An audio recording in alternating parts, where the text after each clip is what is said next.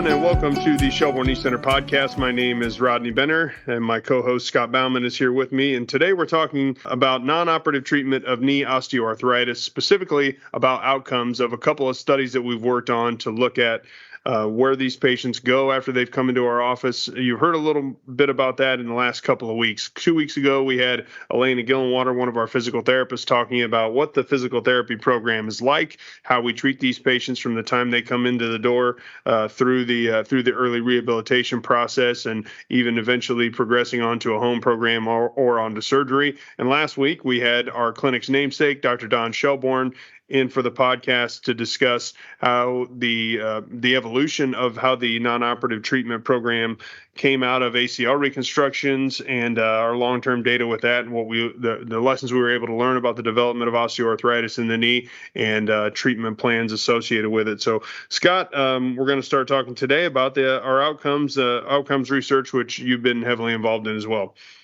Yeah, so we've had a long-standing OA research study going on where we enroll patients at the initial visit they have with the docs. So patient comes in, gets x-rays, diagnosed with some type of severity of OA, whether it be mild, moderate, or severe, and then we enroll them into the study that day. And then generally, if you listen to Elena's episode, you know that we like to get patients started right away with rehab, and we start collecting data at that time point.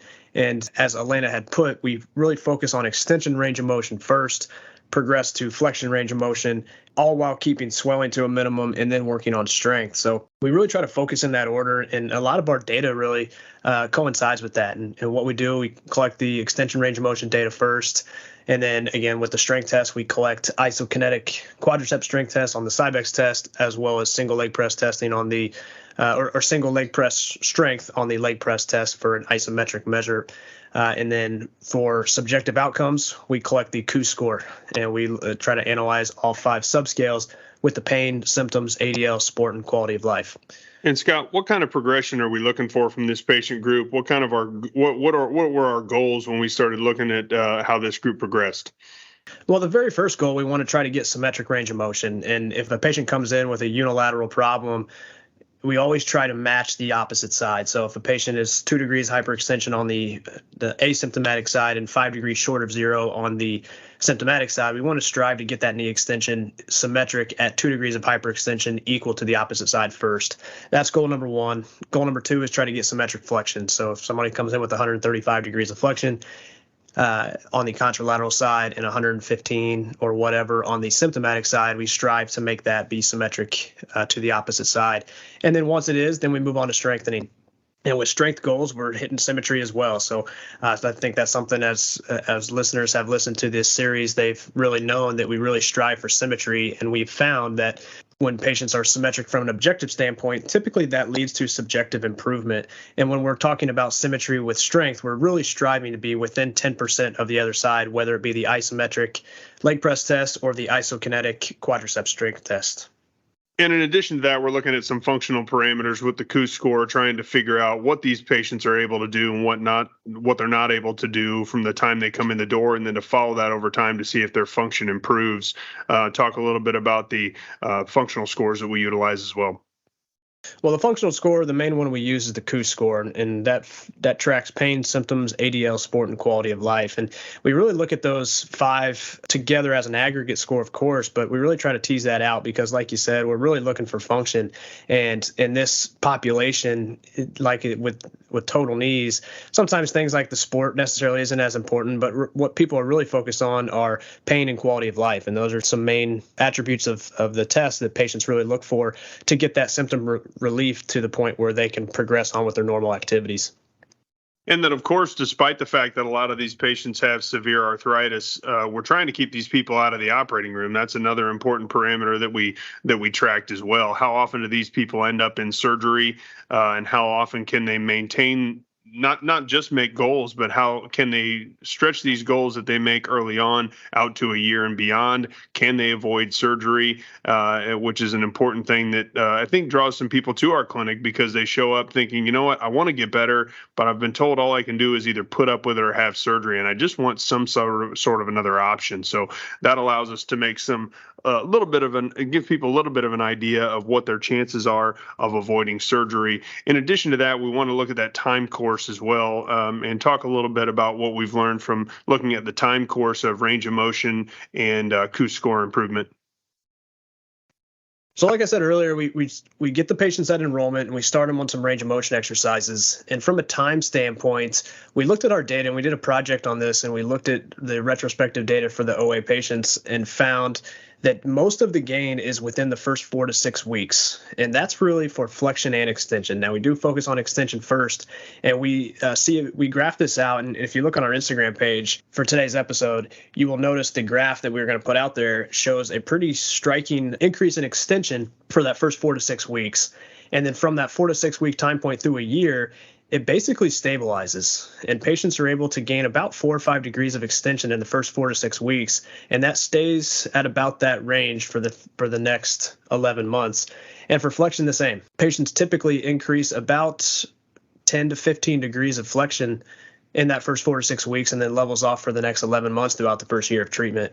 And interestingly enough, when we look at the KOOS scores on that same study that we did, the trend in the graph line really looks the same, in that most of the improvements in KOOS score over the first year happen in the first month. So, for example, patients come in and they score roughly 50 points on the KOOS score in the pain subscale, and in the first month they shoot all the way up to 70. And then at the end of treatment at 1 year, they're still at about a 70. So again, you make most of your gains, whether it be extension, flexion, or functional scores in the KOOS, in the first 4 to 6 weeks, and that stabilizes throughout a year. Now, clinically, that allows us to tell the patient that we can try this non-operative treatment approach for the first 4 to 6 weeks after enrollment, or after their first diagnosis of OA is made. And then once they hit that 4 to 6 week point, they really just look internally and ask themselves, are they at a point where they can live their life and get their activities to the point where they want from a pain and function standpoint, or if that's something that they want to look more towards surgery. Yeah, for me as a clinician, that's some of the most important information that I've learned from this study, is that progression, that from the time the patients come in, how long does it take them to get better? People often come in thinking that, honestly, they come in thinking physical therapy is going to be a waste of time. You don't understand how bad my knee is. I don't think this is going to work for me. I was told, by multiple doctors that all I needed to do was just wait till my knee was really bad and then have surgery, and that's where I am. So a lot of patients, once we start talking about physical therapy, is we can see them kind of coming around to, maybe I should give this more thought. Then they want to know, well, how long are we going to do this? I don't want to be doing this for months and months and then end up in the same place that I am right now, still having a surgery. And it's what we've learned, that's been one of the most important lessons from this data, is to tell people, give me a good 4 to 6 weeks. Do what your therapist tells you to do, both in the office at your visits and at home on a regular basis. Really commit to it for a month to 6 weeks. And if you come back and tell your therapist a month to 6 weeks later, I've been doing everything you've told me to do, I've done the stretches, I've done the strengthening, I'm trying my best to get this better, and I'm just not making progress, then I think this data has taught us that that's long enough. If they were going to make an improvement, they would have. We've also separated this out between the patients who end up progressing onto surgery and the ones who did not. And that time period really shows its way out. And on the people who avoid surgery, they make a big jump in their range of motion and their KOOS in the first month to 6 weeks. And the people who end up with surgery don't make any improvement really at all. Now, some of those people will get a little bit better from a range of motion perspective, but if they don't clinically improve, they don't get better pain relief, they don't get better function out of it, then they do end up progressing onto surgery. So that's something that this data has clinically been very useful for me, at least, and for our therapy staff as we move these patients forward, is to have an idea of what that time course is going to look like. Scott, give us a little more specific numbers, a little more in the way of specific numbers from this data on what these patients look like when they come in from the very beginning. What's their range of motion like? What's their knee function like when they first hit the door? Well, to sum that up, they come in and they're stiff and painful. When the patients first come in, on average, the patient's asymptomatic side is going to be 20131. So a knee that's functioning pretty well. Their symptomatic side comes in at 0, 5, 117. So they're lacking 5 degrees short of 0. So essentially they're 7 degrees off compared to the asymptomatic side. And from a flexion standpoint, they're about 15 degrees off compared to the asymptomatic side. And after 1 month of treatment, like we talked about, most of the gain is within that 4 to 6 week. On the symptomatic side, they get to 0, 1, 125. So they make about 4 degrees gain in extension and roughly 10 degrees in flexion. Now, with the KOO scores we mentioned earlier, everybody comes in regardless of their severity of arthritis, whether it be mild, moderate, or severe. Everybody comes in with 50. And that's something that I've found pretty fascinating, that patients don't really know what the severity of their x-rays show. They just know that they're painful. Whether they're mild, moderate, severe, everybody comes in and pretty much on average is going to be 50 points on the KOO score. And then regardless of the severity of OA, most people do improve in that 4 to 6 week time point, and they go from a score of 50 to roughly 70 in that first month. It's important to note the distribution of mild, moderate, severe patients in this cohort. So this specific cohort was over 200 patients, and the majority of patients had severe OA. So 41% had severe OA, 39% had moderate, and 20% had mild. So that shows that regardless of the severity, patients are able to show a gain in range of motion and essentially function through the KOO score. Yeah, that was something that I think was really amazing to me also when we looked at the mild, moderate, and severe patients. The patients who had more mild degrees of arthritis scored about 50 out of 100 at the beginning. The people who had moderate degrees of arthritis scored about 50 out of 100. And the patients who had severe arthritis scored about 50 out of 100, which of course begs the question then, well, why are they all coming in at about the same level of dysfunction and when they have markedly different x-ray changes? And of course we would argue then that that's related to their function, that they come in with a specific level of dysfunction, not kind of regardless of what their x-ray changes look like. And I think that puts it, those numbers put things into important context of what we can expect for these patients. They make about a 10 to 15 degree improvement in range of motion, which is not a small amount. I think if you ask most surgeons, would you like your patients to have 10 to 15 degrees improvement in range of motion before you think about a surgery? I think I don't know why anyone would say no to that. And when it comes to the KOO scores, minimum clinically important difference on those subscales and the total score is about 8 points. And if we look at our graph from these patients in the first month, the improvement on each subscale is about 15 to 20 points. So definitely hits that threshold of the minimum clinical important difference.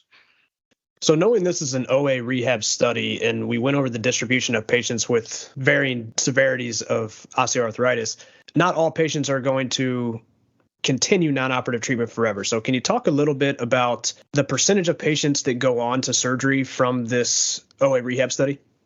Yeah, that's really where I think this shines a lot, is that I think a lot of people view the physical therapy process as something that is just going to delay the inevitable, that if I'm going to end up having surgery anyway, then what's the use of doing all this beforehand? One, we do believe there's an improvement that to be made from a function standpoint before a surgery if you do have it. But of course, we are also trying to avoid surgery. And in this cohort of patients, we were able to avoid surgery about 75 to 80% of the time, which is a significant number of joint replacements that patients are able to avoid. Obviously, it's a significant disruption in people's lives to have surgery. It's time off of work. It's time off of work for their caregivers. And it's a significant amount of pain and dysfunction and rehabilitation that comes along with it. So if we can get these people better, improve their function, make their knees manageable without surgery, of course, that's a great thing. We also know in orthopedics, almost every meeting I go to, there's discussion about just the onslaught of joint replacements that are going to need to be done in the next couple of decades as baby boomers continue to age and our population continues to live longer. Talking about increases of several times over on the amount of joint replacements that need to be done in the future. And what are we going to do about this? Do we have enough surgeons to be able to do this? Do we have the capacity and bandwidth to be able to handle the large numbers of joint replacements that are coming towards us? So if we can take about 70 or 80% of those patients and say, you know what, maybe you don't need surgery after all, that would be a significant savings to the in healthcare expenditures to the entire healthcare system in the United States, which is a huge thing that I think lots of people are trying to get on top of. for us, we think a big way to do that would be improvements in physical therapy and non-surgical treatment of knee OA to try to avoid surgery altogether. So I think that's great. Knowing that about 70 to 80% of patients are able to avoid surgery is a pretty striking number, and I think something that's going to be a positive going forward. And with that number, knowing that it's 70 to 80% avoid surgery, we did want to get a little more granular with this, and we wanted to see what compartments or what severity of arthritis patients had that maybe led to a total knee at a higher incidence compared to other compartments or other severities. So we designed a study, and this was actually presented as a poster at the American Academy of Orthopedic Surgeons in Las Vegas, as well as the combined sections meeting for the APTA this year. It was titled Rates of Total Knee Arthroplasty Based on the Location and Severity of Knee Osteoarthritis. It was authored by myself, Rachel Slavin, a physical therapist at our office, Dr. Benner, and as well as Dr. Shelbourne. Now, what we did was we took these patients in our OA rehab study, and it totaled 337 patients, and we grouped them into 9 different groups. And it was mild, moderate, severe for either the medial, lateral, or patellofemoral compartment. And what we did was we looked at the incidence rates of total knees within the 9 groups and then statistically compared them to see if there was a difference in that incidence rate of going on to have a knee replacement. So, Dr. Benner, you being a part of this study, can you go through what the results showed for this? Yeah, we thought when we started this study that there wasn't going to be much of a difference based on where the arthritis was located, and what we found was the exact opposite. That which compartment was the most involved did dictate a lot whether or not the knee was able to progress non-surgically. So we took these patients, reviewed their radiographs, and we classified them into mild, moderate, or severe, medial, lateral, or patellofemoral based on where their arthritis was the worst. And as you can imagine, in the mild group for the patellofemorals and the lateral sides, nobody progressed all the way to surgery. In the medial group, about 9% did go on to have surgery even when they started with mild arthritis. Now, people may be wondering, if you had mild arthritis, why is anybody progressing to surgery, especially on the medial side? A lot of these patients are people who had avascular necrosis, stress fractures, or stress injuries that had more of a rapidly progressive course. So they started with mild arthritis, but they didn't stay as mild arthritis. They progressed to severe before they had surgery. But even when we went to the most important of these groups, the severe group in the medial, lateral, and patellofemoral compartments, we found quite a bit of difference. So among the patients who had severe medial compartment arthritis, 43% of them went on to have surgery. So we were much less successful in avoiding surgery in people who had severe medial compartment arthritis, but 57% still were able to avoid surgery. In the lateral compartment, we did much better at avoiding surgery. Among the lateral compartment group, only 17% of patients went on to have surgery. 83% were able to avoid surgery. And on the patellofemoral group, only 9% of patients with severe patellofemoral arthritis went on to have total knee replacement, whereas 91% were able to avoid it. So to recap those numbers, the severe medial group went to surgery 43% of the time, severe lateral was 17% of the time, severe patellofemoral was 9% of the time. So we've now been able to look at this, as you said, in a little more of a granular fashion, that when people come into the office and say, well, what are the chances that this actually works, Dr. Benner? I originally would just say we're able to avoid surgery about 75% of the time. Now we can break it down even further to say, you know what, because your arthritis is mostly on the inside part of your knee, we've got about a 50% chance of having surgery, about a 50% chance of not having surgery. Or to those patients who have severe lateral compartment arthritis, they have an 80+% chance of avoiding surgery. And for the patellofemoral group, say this is much more likely to not need surgery and be able to be managed in a non-surgical manner because the primary area of the arthritis is in the patellofemoral joint. So, Dr. Benner, any reasons as to why the medial compartment has a 43% total knee rate compared to the lateral compartment only having 17, and why the medial would be so much higher than the lateral side? I guess I kind of expected that the patellofemoral group would have lower rates of arthritis. I didn't expect it to be quite that striking, where less than 10% of them are going on to surgery. But I didn't expect there to be much of a difference between the medial and lateral compartment severe groups. But it was a lot different. It was almost 3 times as many patients went to surgery if it was a medial compartment arthritis versus lateral. A couple reasons for this that I think are possibilities, although I don't know this for sure. This is more of an opinion. As everyone probably knows, the alignment of the knee does put the weight-bearing line just slightly into the medial compartment normally. So once you start to, which is of course why people are more likely to get arthritis in the medial compartment to begin with. And when it starts to happen there, that weight bearing line moves further and further into the medial side of the knee as the joint space narrows, as the knee gets more into varus, that weight bearing line shifts further and further and further into the medial compartment. And because of that, I think it's a little more likely to progress and continue to get worse versus on the lateral side. That weight-bearing line starts more towards the medial side or in the middle. So even after you get some lateral wear, it isn't really tipping quite as much into the lateral side.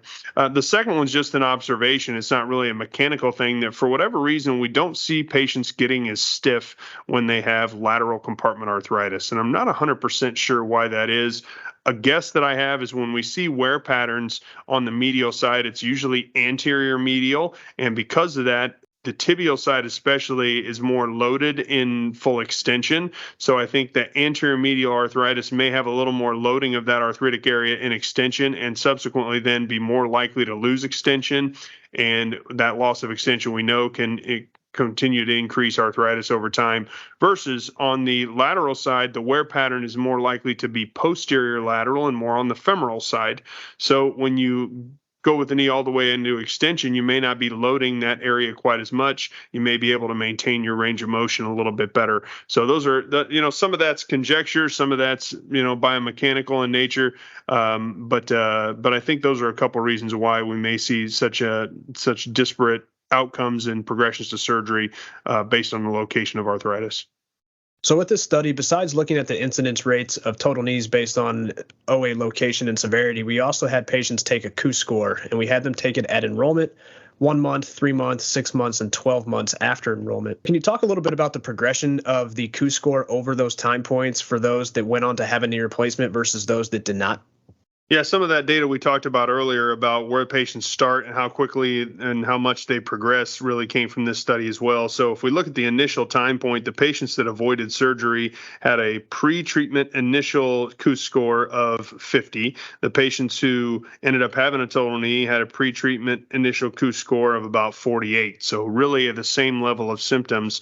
But both of them got better in the first month. The improvement was a little bit better in the group that avoided surgery.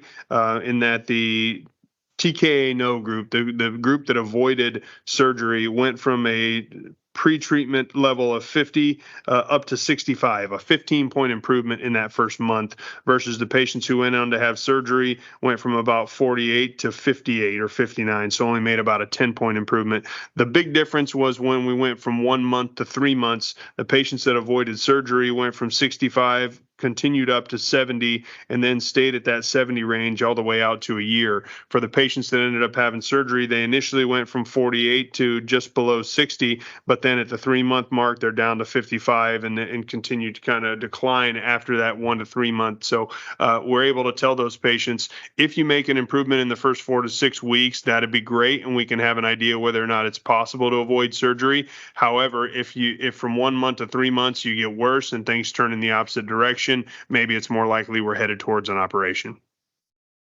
Excellent. I thought this poster and this project showed some really good information in terms of what patients go to knee replacements and what patients don't. So that about wraps up our episode here today with looking at the outcomes of the non-operative treatment approach for knee OA. And this completes our 3-part series on non-operative treatment for OA, with Elena starting and kicking it off with the rehab, and then Dr. Shelbourne coming in to discuss the development and the evolution of the program. And then today we obviously wrapped up with the outcomes. So knowing the 3-part series is coming to a close, Dr. Benner, can you give some closing thoughts in terms of non-operative treatment for knee OA?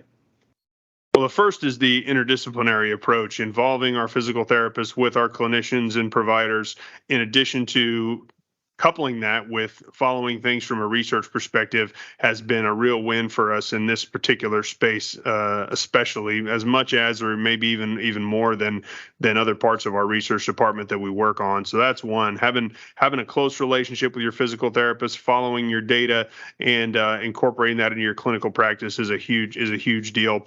Secondly, perhaps most importantly, do not tell these people that they can't get better without surgery. In our opinion, that is just flat wrong, and it's not gonna go that way. And as a surgeon, don't let yourself fall into the trap where you think because patients have stiffness and they have severe degrees of arthritis, that they can't get better without surgery. Our data has shown that for the last several years in our office, that patients can and do make improvements in range of motion. It does lead to clinical benefits, and it can often avoid surgery, regardless of what their X-rays look like.